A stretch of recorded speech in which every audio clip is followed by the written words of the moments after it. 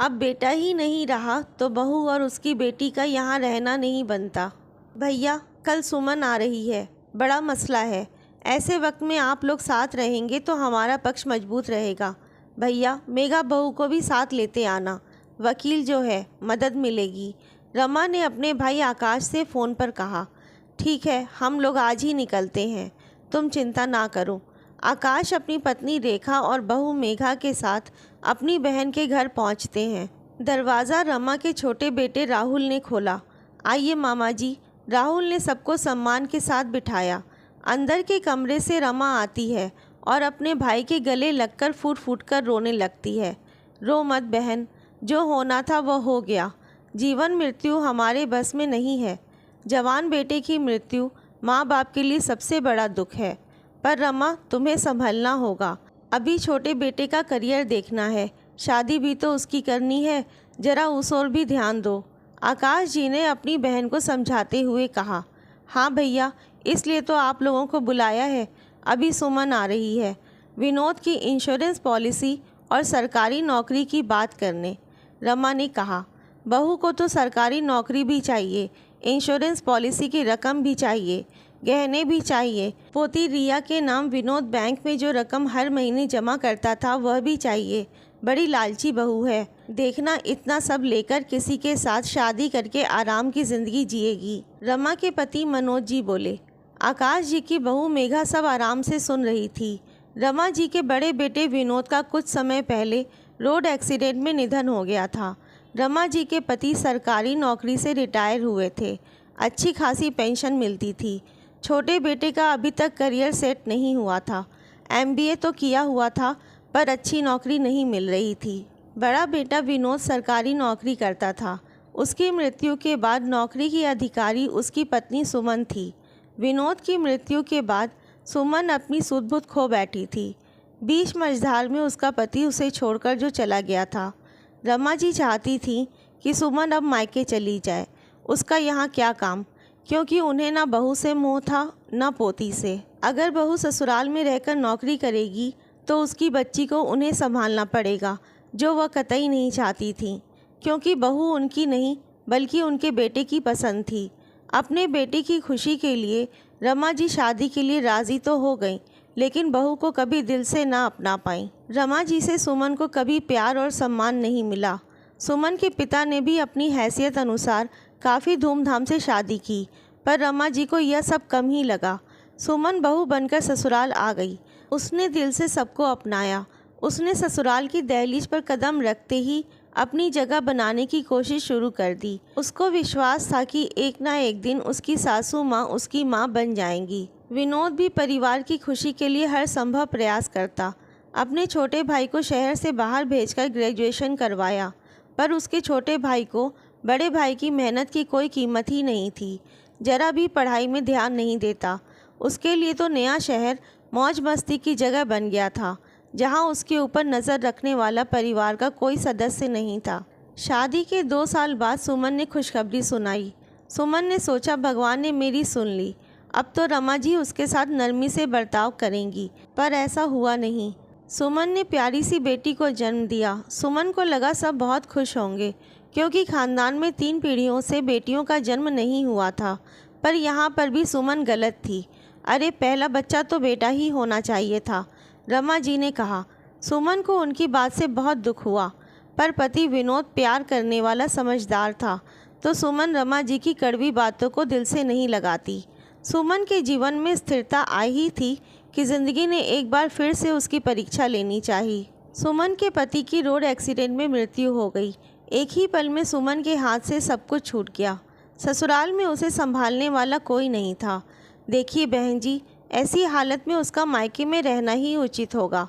यहाँ ना तो वह घर संभालने की स्थिति में है और ना ही बच्ची को संभाल पा रही है, रमा जी ने सुमन की मम्मी से कहा। सुमन के मम्मी पापा सुमन की स्थिति को देखते हुए उसे अपने साथ ले आए। मायके में मम्मी पापा भाई भाभी ने मिलकर सुमन का बहुत ख्याल रखा। अब वह अपनी बच्ची के लिए हर परिस्थिति का सामना करने के लिए तैयार थी। वह अपने ससुराल आने वाली थी अपना हक लेने।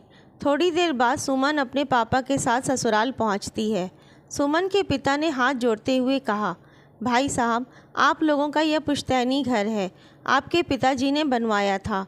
अगर आप लोग घर में सुमन और अपनी पोती को रहने दें तो अच्छा रहेगा। अपने ही घर में अपनों के बीच में रिया की परवरिश हो जाएगी और सुमन को भी आसरा मिल जाएगा। नौकरी करके सुमन अपनी बेटी की परवरिश कर लेगी।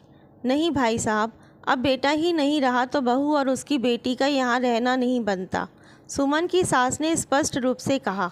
हालात को देखते हुए आप लोग घर के ऊपरी हिस्से में सुमन और अपनी पोती के रहने की व्यवस्था भी तो कर सकते हैं, सुमन के पिता ने कहा। नहीं भाई साहब, ऊपरी हिस्से में तो हमारा छोटा बेटा अपने परिवार के साथ रहेगा, सुमन की सास ने कहा। सरकारी नौकरी तो सुमन ले ही रही है, तो हम चाहते हैं कि विनोद के इंश्योरेंस के पैसे सुमन हमारे छोटे बेटे के नाम कर दे, जिससे वह अपना छोटा मोटा बिजनेस शुरू कर सके, सुमन के ससुर ने कहा। यह क्या कह रहे हैं आप? बिजनेस के लिए तो आप भी उसे पैसे दे सकते हैं, आपको रिटायर के समय तो बड़ी रकम एक मुश्त मिली होगी, सुमन के पिता ने कहा। अरे वह पैसे तो हमने अपने बुढ़ापे के लिए रखे हैं, आजकल के बच्चों का क्या भरोसा, सही से बूढ़े माँ बाप की देखभाल करें ना करें, अपने पास कुछ रकम तो होनी ही चाहिए, आत्मविश्वास बना रहता है, सुमन के ससुर ने कहा। माफ़ कीजिएगा पापा जी, आप लोगों को इस उम्र में भी भविष्य के लिए पैसों की ज़रूरत महसूस हो रही है, तो मेरे सामने तो पहाड़ सा जीवन खड़ा है। सिर्फ 30 की उम्र है मेरी, मुझे अपनी बच्ची को सुरक्षा देनी है, उसके लिए घर, अच्छा भोजन, पढ़ाई, स्वास्थ्य सुविधा, शादी, सबकी व्यवस्था मुझे ही करनी है। मेरे भाई की भी 3-3 बेटियां हैं, उसके ऊपर भी काफ़ी जिम्मेदारी है। आज तो सारा परिवार मेरे साथ है, पर कल का क्या भरोसा, पग पग पर मुझे पैसों की ज़रूरत पड़ेगी। इंश्योरेंस के पैसे अपनी बेटी के उच्च शिक्षा के लिए सुरक्षित रखना चाहती हूँ, गहने बेटी की शादी के लिए। बैंक में विनोद जी बेटी के लिए जो थोड़ी बचत कर रहे थे, उसकी शादी में काम आ जाएंगी। वैसे भी नौकरी तो मेरी काबिलियत को देखते हुए छोटी पोस्ट की मिलेगी, इसमें मुझे घर का किराया, राशन, बिजली बिल, दूध, सब्जी, बेटी की पढ़ाई, 10 प्रकार के और भी खर्चे होते हैं, सब छोटी सी तनख्वाह में पूरा करना होगा। इसलिए मुझे पत्नी और माँ होने के नाते अपना हक पूरा चाहिए, सुमन ने आत्मविश्वास के साथ कहा। माफ़ कीजिएगा बुआ जी, फूफा जी, मैंने आप सबकी बातें सुनी और मेरे हिसाब से सुमन भाभी का फ़ैसला बिल्कुल सही है। भैया के जाने का दुख तो जीवन भर रहेगा, पर व्यवहारिक तौर पर देखा जाए तो गहनों और बेटी के लिए जोड़े गए पैसों से कितनी भावनाएं जुड़ी होंगी। हाथ में कुछ पूंजी रहेगी तो भाभी को बच्ची की परवरिश के लिए किसी का मोहताज नहीं रहना पड़ेगा। कानूनी तौर पर देखा जाए तो बच्ची रिया का पारिवारिक संपत्ति में भी हिस्सा है, लेकिन आप लोग तो उन्हें घर पर रहने नहीं दे रहे। सुमन भाभी ने तो सिर्फ अपने पति के इंश्योरेंस की रकम और बच्ची के लिए बैंक में जमा राशि ही मांगी है, मामा जी की बहू मेघा बोली। हाँ हाँ, तुम तो बहू का ही साथ दोगी, आखिर तुम भी बहू जो ठहरी। इतना सब लेकर देखना वह दूसरी शादी कर लेगी, रमा जी गुस्से से बोली। हाँ तो इसमें गलत क्या है, भविष्य किसने देखा है, आज नहीं तो 5 साल के बाद, 10 साल के बाद उन्हें जीवन साथी की ज़रूरत महसूस होगी तो दूसरी शादी करने में कोई बुराई नहीं है। उस वक्त भी यह पैसे बच्ची की उच्च शिक्षा, शादी में काम आएंगे। भाभी को अपनी बच्ची के लिए किसी के सामने हाथ नहीं फैलाने होंगे, मेघा बोली। सुमन ने अपने सारे हक ले लिए, पर उसके ऊपर लालची, स्वार्थी का टैग लग गया। छोटे बेटे की शादी के बाद रमा जी को सुमन की अहमियत समझ में आई। उन्होंने उसे वापस बुलाना चाहा, लेकिन स्वाभिमानी सुमन ने ससुराल वापस आने से इनकार कर दिया, लेकिन हर सुख दुख में अपने ससुराल वालों के साथ जरूर खड़ी रही। दोस्तों, आज भी हमारे समाज में देखने को मिलता है कि अगर कोई बहू अपने हक के लिए आवाज़ उठाती है तो उसे लालची, स्वार्थी कहा जाता है, पर कभी कभी अपने और अपने बच्चों के भविष्य के लिए स्वार्थी बन जाना ही सही रहता है। आपकी इस कहानी के बारे में क्या राय है, कमेंट करके ज़रूर बताएं। कहानी अच्छी लगी हो तो लाइक और शेयर करें, और चैनल पे नए हैं तो सब्सक्राइब करना ना भूलें। धन्यवाद।